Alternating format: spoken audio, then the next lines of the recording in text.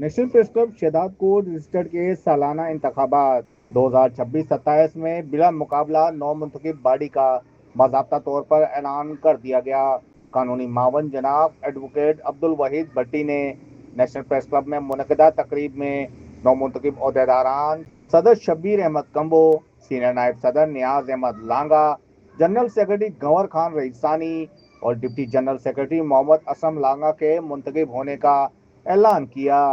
جبکہ وزیر علی کھوسو کو نو منتخب باڈی کا اعزازی سرپرست مقرر کیا گیا۔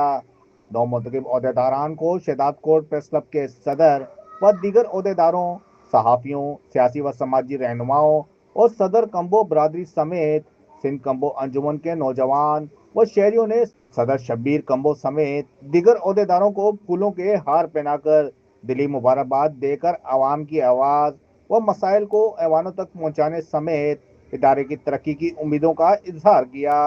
علی جمیل کمبو، بولان ڈیجیٹل، شہداد کوٹ۔